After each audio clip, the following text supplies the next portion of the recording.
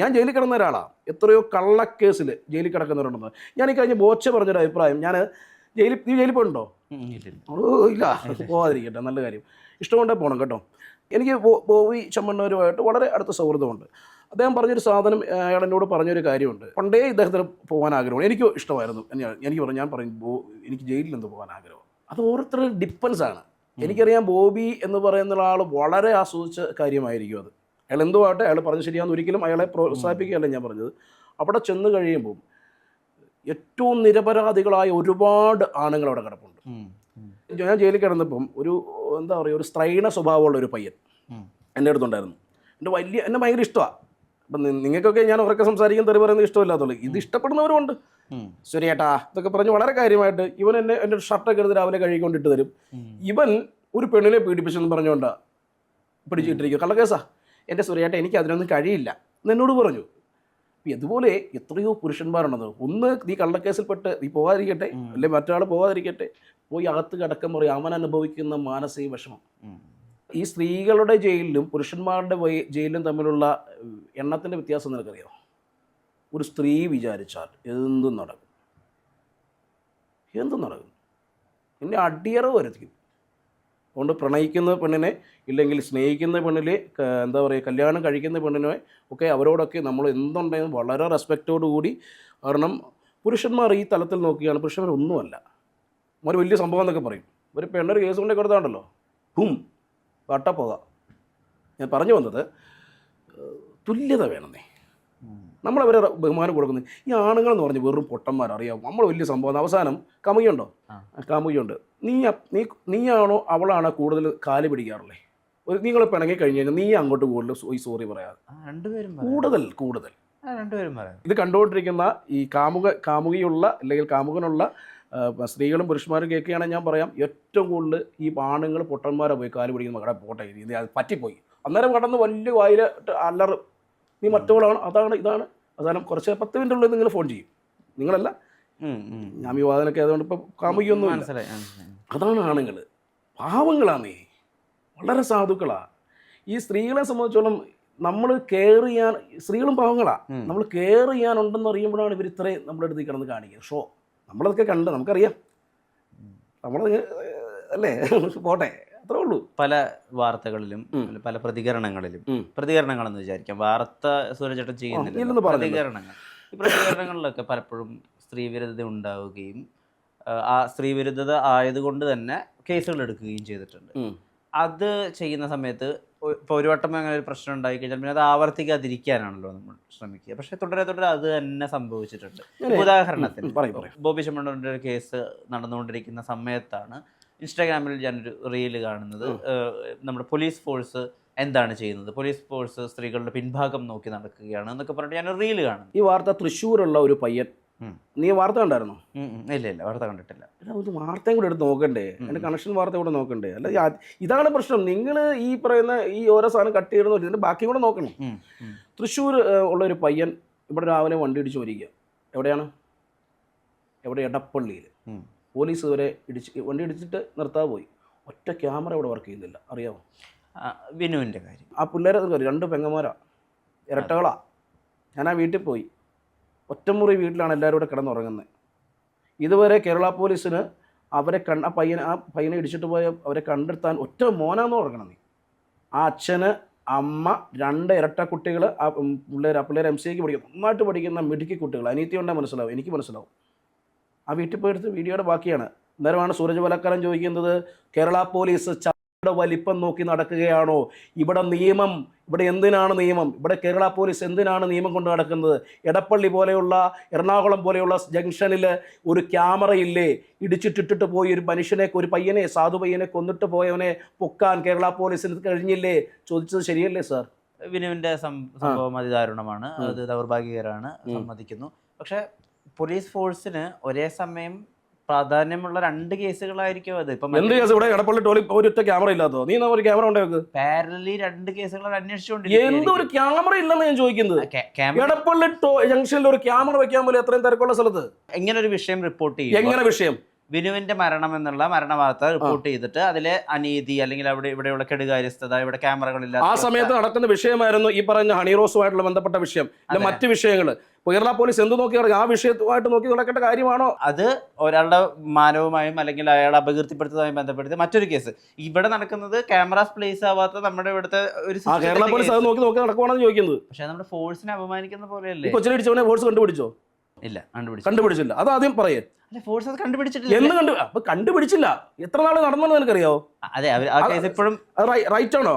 Kerala police അല്ല, sorry, Kerala police അവിടെ ചെയ്ത് റൈറ്റ് എന്ന് പറഞ്ഞാൽ പ്രോസസ് നടന്നുകൊണ്ടിരിക്കല്ലേ. എന്തുകൊണ്ടാണ് പ്രോസസ് നടക്കാത്തത്? ക്യാമറ അവിടെ ഇല്ല. എടപ്പള്ളിയിൽ ക്യാമറ ഇല്ല. നീ അതും എടപ്പള്ളിയിൽ ക്യാമറ ഇല്ല. അതല്ല, എടപ്പള്ളിയിൽ ക്യാമറ സൗകര്യങ്ങളുടെ കുറവുകളുണ്ട്. കുറവല്ല, ക്യാമറ ഇല്ല. ക്യാമറ ഇല്ല. അപ്പൊ നീ പറയണ്ട, ക്യാമറ നോക്കി പറയണം, ബഹുമാനപ്പെട്ട കേരള സർക്കാരെ, ബഹുമാനപ്പെട്ട കേരള പോലീസെ, ഞങ്ങളുടെ കൂടെയുള്ള ഒരു പയ്യനെ വണ്ടി ഇടിച്ചിട്ടിട്ട് ഇത്രയും നാളുകളായി, ബഹുമാനപ്പെട്ട സർക്കാരെ, കാരണം നിങ്ങൾ ദയവ് ചെയ്ത് അവിടെ ഒരു ക്യാമറ വെച്ചു പറ്റുന്ന പോലെ ഇങ്ങനെയുള്ള കാര്യങ്ങൾ. ഒരുപാട് വണ്ടികൾ മോഷണം പോകാറുണ്ട് അവിടെ, അറിയാമല്ലോ. നിങ്ങളിതൊക്കെ പറയൂ. അല്ല, അതെനിക്ക് മനസ്സിലായി. അത് വളരെ ജെന്യുവൻ ആയ ഒരു കൺസേൺ ആണെന്ന് എനിക്ക് മനസ്സിലായി. പക്ഷെ അതും ഈ പ്രശ്നവും തമ്മിൽ ബന്ധിപ്പിക്കുമ്പോ ഇതിന്റെ ഫ്ലേവർ മൊത്തം മാറിപ്പോവുകയല്ലേ. നിങ്ങൾ ഫ്ലേവർ ഈ രസം ഉണ്ടാക്കുമ്പോ പരിപ്പ് ഇട്ടുണ്ടാക്കാം, തക്കാളി ഇട്ടുണ്ടാക്കാം, വാളംപുളി പിഴിഞ്ഞു ഇട്ടുണ്ടാക്കാം. അത് നിനക്കും അറിയാം. ഞാൻ മറ്റൊരു വിഷയം അതായിരിക്കും നല്ലത്. കടക്കാവൂർ കേസുമായി ബന്ധപ്പെട്ട്, കടക്കാവൂർ ഏത് കേസ്? ഒരു അമ്മയെ വ്യാജ പരാതിയിൽ ഉൾപ്പെടുത്തി അവർ ഏകദേശം ഒരു 10 ദിവസത്തിനകം ജയിലിൽ കഴിഞ്ഞൊരു കേസ് ഉണ്ടായിരുന്നു. മകനെ അമ്മ പീഡിപ്പിക്കുന്നു. സ്വന്തം മകനെ അമ്മ പീഡിപ്പിക്കുന്നു. നീ എവിടെയെങ്കിലും കേട്ടിട്ടുണ്ടോ? ഇല്ല. കേൾക്കുമ്പോൾ എന്താ ചെയ്യണ്ടേ? ആദ്യം നമ്മൾ ആ അമ്മയെ കാർക്കിച്ച് തുപ്പും. കൈ കിട്ടിയ ഞാനൊക്കെ ഒരു അടിയും കൂടെ കൊടുക്കും. സ്വന്തം മകനെ അമ്മ പീഡിപ്പിക്കുന്നു. എന്നിട്ട് അമ്മ ജയിലിൽ കിടന്നു. അട്ടക്കുളങ്ങര ജയിലിൽ കിടന്ന് പോട്ടെ. ഒരമ്മ, നമുക്കൊക്കെ അമ്മയുണ്ടെങ്കിൽ സ്വന്തം അമ്മയെ ഭോഗിക്കുക എന്ന് പറയുന്ന ഞാൻ പറയുന്നില്ല, വിളിച്ചു പറഞ്ഞ അവനെ എന്താണ് ചെയ്യേണ്ടത്? എന്നിട്ട് ബഹുമാനപ്പെട്ട ഞാൻ കോടതിയെ മാത്രമേ ബഹുമാനിക്കുന്ന ഒരാളാണ്. ബഹുമാനപ്പെട്ട കേരള ഹൈക്കോടതി ഇത് തെറ്റാണ്, ഇങ്ങനൊരു വാർത്തയില്ല, ഇത് കള്ളവാർത്തയാണെന്ന് പറഞ്ഞ് ഈ അമ്മയെ വെറുതെ വിട്ടിട്ട് എന്ത് കാര്യമുള്ളത്? അപമാനിക്കപ്പെട്ട ഒരു അമ്മയാണിത്. ഞാനും നീയും ഇവിടെ ഇരിക്കുന്നവരെല്ലാം ഒരു അമ്മയുടെ മക്കളാണ്. എന്ത് ന്യായമുള്ള ഇതിനകത്ത്? എന്ത് കാര്യമുള്ളത്? എന്ത് സംവിധാനമാണ് നമ്മുടെ? എന്ത് നിയമമാണ് നമ്മുടെ? അപ്പോൾ ആ അമ്മ അനുഭവിച്ച വേദനയ്ക്ക് എന്തെങ്കിലും ഒരു പ്രതിവിധി അല്ലെങ്കിൽ പരിഹാരം അല്ലെങ്കിൽ ഒരു പ്രതികരണം വേണമെന്നുള്ള രീതിയിലാണ് അന്ന് അങ്ങനെ ഒരു വീഡിയോ ചെയ്തത്. 10 പേര് അറിയണ്ടേ അമ്മ അങ്ങനത്തെ ഒരാളല്ലെന്ന്? അതിനുവേണ്ടി പോയതാ. അപ്പൊ ആ നേരത്തുള്ള ഒരു വികാര വിക്ഷോഭത്തിൽ സംഭവിച്ചതാണ്. വികാര വിക്ഷോഭമൊന്നുമല്ല. അമ്മയുള്ളവർ എല്ലാവരും അങ്ങനെ ചെയ്യത്തുള്ളൂ. 99% അമ്മയുള്ള ആരും അവിടെ വീട്ടിൽ പോയി അങ്ങനെ കാണിക്കത്തുള്ളൂ. അവനുണ്ട് അവിടെ ചെള്ളക്കറം കൊടുത്തിട്ടേ ഞാൻ പോരത്തുള്ളൂ. നീ അങ്ങനെ അങ്ങനെ ചെയ്യത്തുള്ളൂ. നമ്മളെ കൊണ്ട് അതേ പറ്റത്തുള്ളൂ. നാളെയാണ് എൻ്റെ വായടയ്ക്കാനൊന്നും ആരും നോക്കി നടക്കത്തില്ലത്. നടപടിയുള്ള കാര്യം ഇച്ചിരി ഞാൻ പറഞ്ഞില്ല, വട്ടുണ്ട്. നിൻ്റെ വട്ട് വേറെ രീതി, എൻ്റെ വട്ട് വേറെ രീതി, ഇവൻ്റെ വട്ട് വേറെ രീതി, ഇവൻ്റെ വട്ട് വേറെ രീതി. വട്ടുകൾ വ്യത്യസ്തമാണ് അനിയ. പക്ഷെ ഇതുവഴി എന്ത് മാതൃകയാ സൂര്യചേട്ടൻ കൊടുക്കാൻ ഉദ്ദേശിക്കുന്നത്? 28 വയസ്സിൽ വിഷ്ണു എന്തൊക്കെ മാതൃകയാണ് സമൂഹത്തിന് കൊടുത്തിരിക്കുന്നത്? ഞാൻ ചെയ്ത മാതൃക പറയാം. 12 പേർക്ക് എനിക്ക് വീടില്ലാഞ്ഞിട്ടും വീട് വെച്ച് കൊടുക്കാൻ എന്നെ കൊണ്ട് പറ്റി.